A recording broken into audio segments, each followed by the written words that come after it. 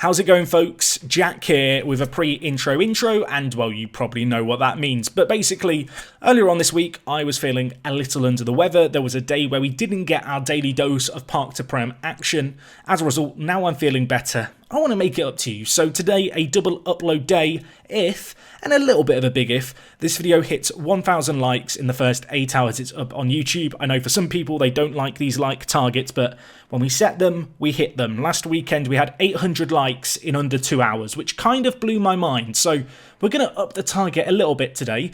I would also love for you guys to let me know down in the comments who your favourite player is of the series so far. It could be someone from Season 1, it can be one of the hundreds of comments I'm expecting saying Sonny Best or the Schoolboy or Ryan Ferguson, whoever it is, let me know.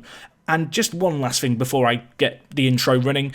This episode, this one you're about to watch, it kind of became a live com doubleheader unexpectedly. So if you watch the first match through and you think things are about to end, they're not. Don't be fooled by me planning things on the fly. In typical Jack fashion, I ramble away, make a spur of the moment decision to do a second game, and well, you'll find out more in due course. So anyway, I'm done rambling. Hopefully you enjoy this one, folks. Thank you again for your ongoing support on the channel. It has been crazy recently. And yeah, Future Jack, run the intro.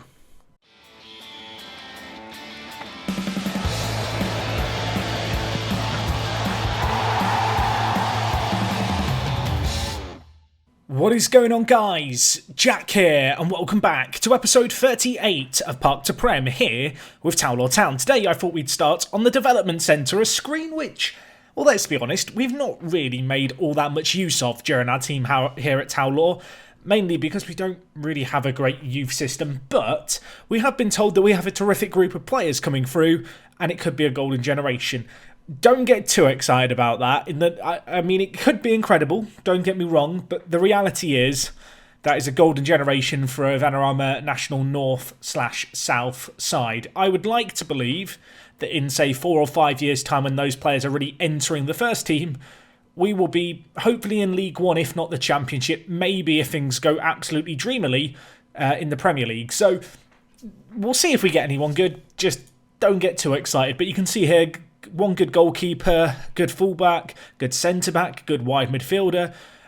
There seems to be a lot of things to look forward to. And well, if we just look at the Development Centre overview, you can see here a few first-team candidates. Brenier Diaz is a player who I mentioned at the start of the season. I've not really talked about him a great deal, but we signed him from Manchester City. He actually looks like quite a good little centre-back to the centre-mid, although apparently once upon a time he was tried at centre-back. He actually looks like the kind of player who I should probably try and offer a more permanent long-term deal to. Let's do it now, why not? I like the fact he's got really good consistency and clearly some potential for the future. I will offer him a contract that is not of a massive amount per week, but then we'll give him a kind of hefty appearance fee. And he's very excited about that. Maybe I could have gone a little bit lower, but we didn't offer him too much. The other player, by the way, is Smolyo, who we talked about way back at the start of the season. We've signed him as a free agent who's never had a club before. Very occasionally, these regens get created. You can sometimes find them in the national teams. That's where we found him. He was in the under-21s national team. He has since been removed, I guess, which is a little bit sad. But, yeah, he's joining us at the end of the year officially. He's been here on trial. He looks like an okay little goalkeeper for the future, though. One to be excited about. As I said when we signed him, he could be the first, good regen that we have here at the club. We'll have to see how he develops. And, well, people have commented in the comment section over the last couple of episodes about the training, about how there hasn't been that greater improvements. You have to consider we're not a professional club. We don't have training on the regular. You can see we have a Friday session, a Sunday session. Today's game against Darlington is on a Tuesday. Yeah, the sad reality is that we just don't have a whole lot of training and our facilities aren't very good. But, and it's a big but, those are going to change, hopefully. Yes, we've asked the training facilities to be upgraded. That's been agreed to by Sandra, but the total cost of that and the stadium expansion that she wants to do is way over what our club balance is. So there is a very distinct possibility that one or the other of those things might get cancelled. I hope the stadium expansion, if anything's going to get cancelled, is the thing that we see end. But yeah, training facilities in the planning phases. Don't get too excited. I think it was going to cost in the region of £180,000 to spend. In fact, maybe I can have a look here. I can't remember how recently I requested it. Yeah, you can see it was before this. When did I request it? You can probably see started on the 1st. No, on the 18th of the 12th. That might have even started last episode and I forgot about it. It has been a while since you were last here. Let's get into the results, because we've played 9 league games and we've only got 5 wins, which by our own standards is awful. Prior to that, we hadn't lost in a very long time, and we'd only lost 1 league game all year. So to go from losing kind of 1 of 20-something to now losing 4 of our last 9 is a bit of a fall from grace. Of course, last episode we took on Charlton in the FA Cup third round, some nice little money there. And, well, as you can see, 9 fixtures played. We started off with a result against Basford, a team who are right up there in the league. And it was Kit Elliott, our former man, getting the assist as they got a solitary goal through McKendy. Disappointing, near post finish. But we did bounce back well, and to be honest, after these next 2 results, I thought maybe I don't need to worry after all. You can see Warrington with 2, Kingsland with 1, and Gary Burke with 1 as we beat St Neots Town 4-1. They are rock bottom of the league and struggling, so a result that was expected, but nevertheless nice to get. We then took on Kingsland Town, a 5-0 win in this one of our biggest wins all year. You can see here Kingsland with a brace, Mampala with a goal, and that was his first goal for a little while. Prior to that, he'd been on a pretty long dry spell, almost 9 hours of competitive football, so bit of a relief for him to get a goal there. Confidence builder perhaps. Younger, also an unlikely goal scorer. We then took on South Shields, and unlike the Basford game where, to be honest, they had the better of the play, or should I say Basford? It's Basford. I remember someone telling me now in the comments, I'm sorry. But unlike that game where we didn't dominate, this game against South Shields, we lost 1-0, but as you can see by the stats in the bottom left, this was anyone's game. On another day, it's a very different result. Nevertheless, bitterly, bitterly disappointing.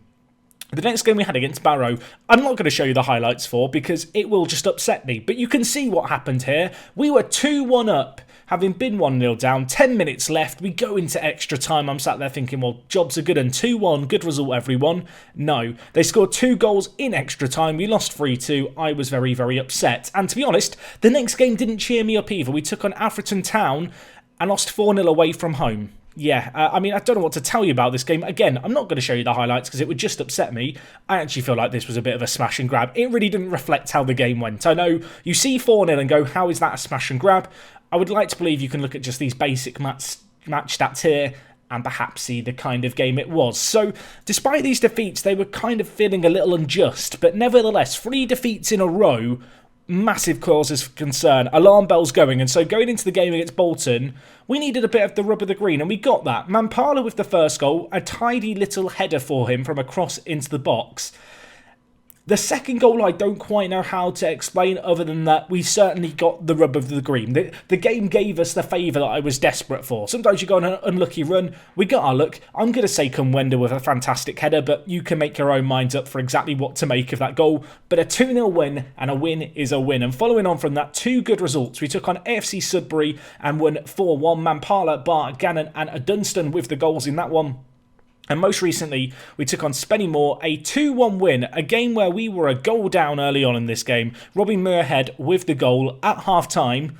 DKM told him to go and get warmed up, the winger, and he came on, and he had the impact that we wanted him to have. I really can't, I guess, give him enough credit for this. 2 really nice finishes at the back post, finding the back of the net. And that was a big result against Spennymoor, because they have been a team very much pushing us to the edge. And, well, if we just look at the league table, things have changed a little since you were last here. You can see, despite the defeats that we've had, we have actually maintained a pretty comfortable cushion at the top of the table. We currently sit 10 points ahead of Gateshead with 9 games left of the year. You can see Basford not far behind either. They are also on 62 points, but with significantly worse goal difference. Then you've got Curzon Ashton, who have come out from nowhere, in all honesty, and been one of the big informed teams. And while today we take on Darlington, who have won 4 of their last 5 games, they're in 5th place, and they are a team who... they've been in the ascendancy and they like to score goals. So I'm hoping that we're going to be in for an entertaining game today. We have been made favourites away from home. You can see Callum Jones is unfortunately suspended, but he is the only player missing for this game. And it's been a bit of a weird one, you know. As I said, the defeats we've had have been disappointing, but in the last 3 games where we've won 3 on the bounce and kind of seen a bit of a comeback, you can see Gateshead have lost 2 and drawn 1. Prior to that, they were only, I think, 2 or 3 points behind us. They were really breathing down our necks, and so a little bit of fortune recently has helped us out. and we will hope that we can continue to run into some good form today. That's going to be the aim. So anyway, let's get into the match, I think. I don't recall setting up my team for this game, so we might need to do a little bit of analysis on the fly. Although when you look at it, it's kind of a team that picks itself. As I mentioned, Callum Jones is out suspended, so Boxall is going to come in at centre mid on support alongside Warrington. We're going to go with DKM, who has really found some form lately out on the left. Mampala had a goal-scoring drought, back in action now. I feel like the pressure of giving him that new contract got to him a little. You know, he started to crumble under the pressure. He is an inconsistent performer, so he might have these dry spells, but I hope he's put that behind him now, and he's going to fire in some goals again for us today, alongside Kumwenda the schoolboy, who is our top goal scorer. 18 goals in all competitions. To anyone who said he wasn't good enough, to anyone who said we needed to replace him when Leighton Stewart got injured, I feel like 15 league goals in 25 league games, including 4 appearances off the bench, is a pretty good return. You really can't knock that, although he's not been back in the Malawi national team since last time, so that's a bit of a shame. Maybe he'll make a return one day. We'll have to keep an eye on that. I would love to see him score on the international stage. In the wide attacking midfielder position, do I want to go with Lindsay? Lindsay's form's been a bit hit and miss. You know what? I'm going to bring in Wern. Stephen with a P. I mean, look at him. What a player. Playing inverted winger. We've not given him that many opportunities, but when I have given him chances, he's actually performed reasonably well. So I think we'll stick with him today. Just one thing I completely forgot to mention is the fact I've changed the attribute number colour thresholds back to what is considered normal. So 5 is kind of the darker colour, then it's 10 for the blue, 15 is yellow. Previously, I think it was 14 was yellow. So if you notice a little bit less in the way of yellow on your screen, players haven't dropped off overnight.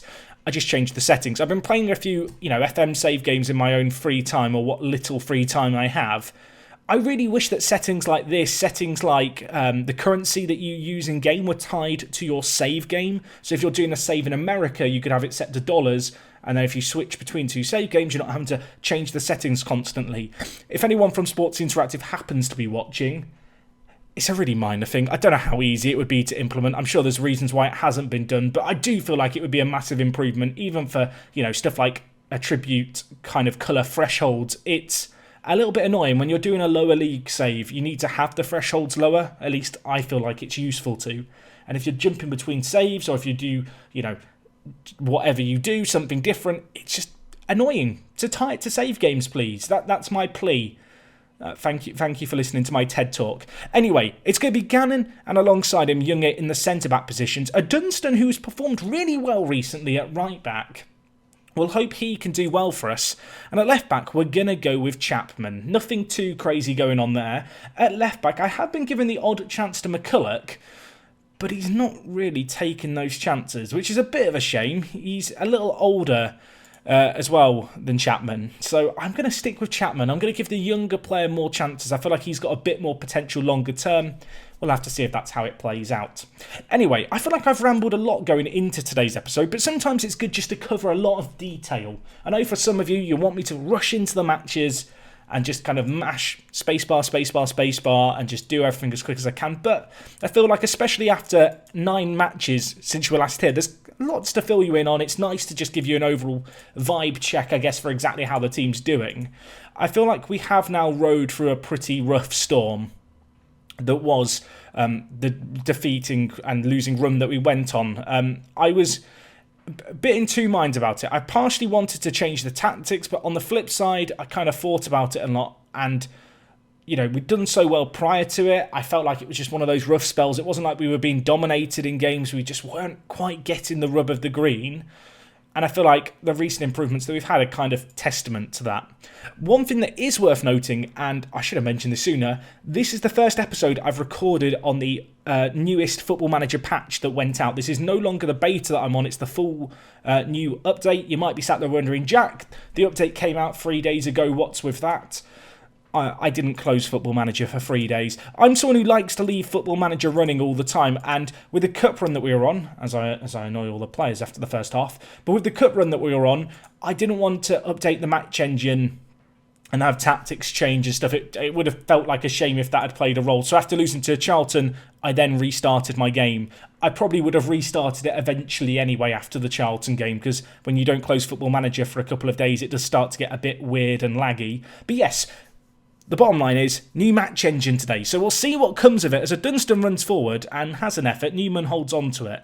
I don't know how drastically different the engine's going to be compared to what we were on, because we were already on the public beta, but I am under the impression that this has a few additional fixes.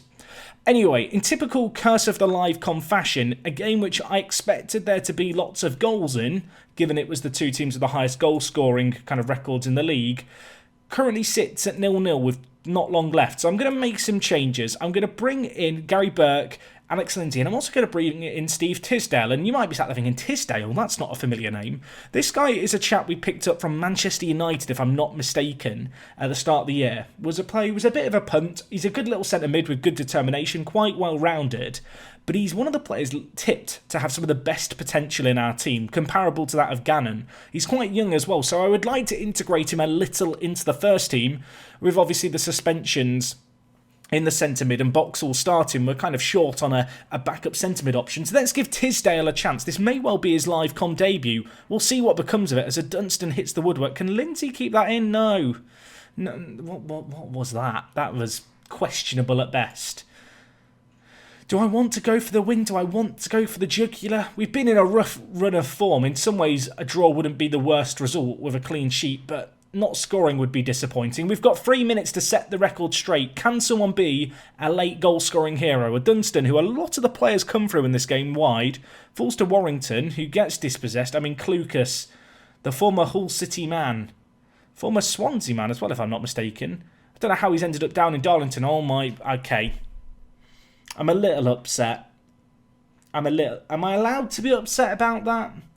One of my complaints about the public beta match engine was first-time long shots from outside the area were quite good. I don't want to say the keeper should do better here, but that is a pretty tame long-range effort, it feels like. I mean, we've gone a goal down. I can be angry and annoyed all I want. We lose 1-0. I mean, that's not ideal, is it? What were the stats like in that game? I feel like we had the better of the play.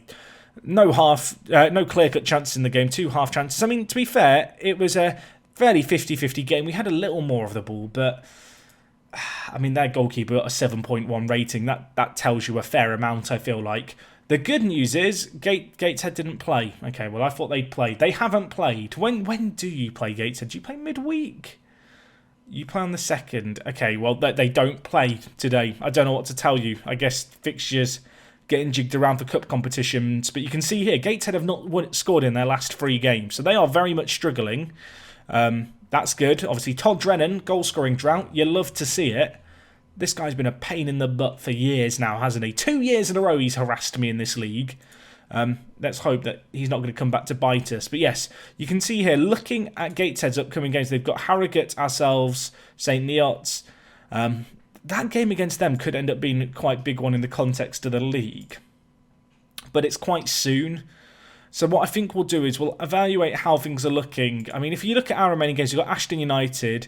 Is it Geesley? Answers on a postcard. Gateshead, Nuneaton in 17th, then Stalybridge, Celtic, Southport and Telford, and then Brackley Town. That Gateshead game could very much be a make or break game in terms of the title race. So I think we will come back for that. And I will find some way of it being additionally entertaining. Or in fact, you know what? Should we go do it now? Shall we go do it now?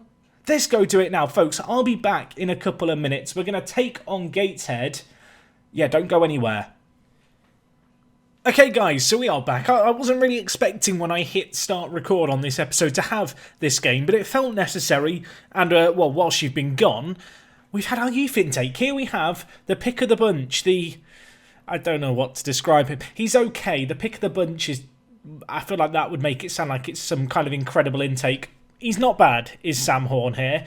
He's got good vision, I guess, good passing, okay. Vision, flair, I mean, it's a rare highlight in all his attributes, but he's got potential. So we're not going to write him off just yet, but the whole golden generation thing it might have fallen a little flat on his face. He was the pick of the bunch. There's a few other players here. Sergio Cassie's probably the second best. Again, has good determination, but I mean, a few years ago, he probably would have been not a bad little pickup. But for us right here and right now, yeah, I'll let you make up your own mind. One day we will have an exceptional intake, and I'll be really, really excited.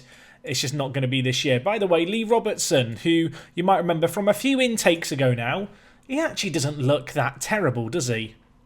What's his current level? Regional Premier Division. So that's like the league below us. I mean, he still doesn't look bad. He's 18. He's got time to develop. But yeah, I mean, we might be waiting a while for our next big hot prospect. Anyway, since the game against Darlington, which I'm going to be honest, it caught me off guard. I didn't expect us to get beaten the way that we did get beaten. But since that result, two good results, games that we should be expected to win. Obviously, a lot of the games that I've done this year in live comps have been against the big teams in the leagues. And generally speaking, they've been quite low-scoring games, which almost makes me feel more inclined to do games against slightly smaller teams here and there. But you can see in the two games we had against Ashton United and Geesley, we won both. First game, a 2-1 result, a great result considering that Ollie Younger, he was a silly boy, sent off after 7 minutes. So, yeah, a man down for the majority of the game, but we came back and Wern, actually, with a goal in the 81st minute from a free kick, no less. Really did bail us out. And, well, after that game, something a little more comfortable, a 4-0 win. You can see Conwenda with a brace, Gannon with a goal, and Alex Lindsay getting a goal as well, which was really good to see. He's still learning to play right attacking mid. You know, give him another season or two, he will have mastered it. But he has shown some pretty good signs of progress throughout this year, the young winger. And it was good to see him get on the score sheet because his league form hasn't been kind of eye-wateringly good. It's been distinctly average, if not below average. But, you know, maybe that's the confidence builder he needed. Anyway, we have got Gateshead, but naturally speaking, we should have a look at the league table to look at how things are. And I feel a little better about the fact that we lost to Darlington now because they're now second in the league. So we've lost to one of the teams, I want to say hot on our heels, but actually in reality, as you can see, we are 10 points clear of them. There are 6 games remaining in the league season for us. A win here can't guarantee us the league, but it would be all but done. And Gateshead, who, well, going into this episode, were in second. You can see they now sit in 5th. It really is incredibly tight in and amongst the top teams kind of trailing us. I'm very grateful for the fact we're not being pulled into this mess. But you can see, just looking at the form in general, with the exception of Darlington, who have won all of their last 5 games, of the teams in, you go even as far down as 8th, no team besides ourselves and Darlington has won more than 3 of their last 5 games. No one's in red-hot form. Everyone's kind of slipping up against one another, which is, in many ways, to our benefit, because it's meant, despite our spluttering end to the season, we should still get over the line. And we will hope that we can do that today against Gateshead. So looking at the team news for this game, this is the team that we're going to go with. A little bit of a weird change is the fact that Younger is out suspended. I've decided to play Mr. International over some of our younger centre-back options, just for the added experience. There's players like Aaron Devlin, who debatably should be given a shot, although his lack of consistency concerns me. He's been a little inexperienced, and when we've played him, he's made mistakes. But yeah, for this game, Mr. International is going to get, I think, his first start of the season. No, I've tell a lie. He started one game already, which was last game, and he had a good match. So we'll hope for more of the same today. The rest of the team kind of seems fairly familiar. In the wide areas, Barr and Lindsay, not been in particularly great form, so we're going to go with DKM and Wern, who was a bit of a hero a couple of games ago. Unusual, actually, for us to see players with faces in terms of not regens in the final third. Very often we've had a regen striker or a regen centre mid out in the wide areas. Considering that we are now, is it 5 years into the save game? 4 years? How many seasons have we been here? This is season 5, isn't it? It is season 5. How have we got to season 5 already? But usually at this point you'd expect to see 1 or 2 more regen players, I guess, in the team. But right now, only 2 in the back line. And this has slowly but surely become the team that I've started to settle on. We'll have to see if that remains the case for the rest of the season. There has been a lot of rotation in this squad throughout this year. I feel like it's centre mid. Warrington and Jones have kind of locked things down. And then Mampala and Conwenda as strikers have kind of locked things down. It's just been the wide midfield areas where we have some good quality there now, but no one's been kind of a consistent performer who I felt was undroppable for any extended period of time. You know, it's kind of been mixing and matching, picking players based off who's played best in the last few games. Maybe that's the problem, the fact that I am changing things a little bit too much in those wide areas. But we're going to stick with Wern and DKM for this game. We'll see how they get on.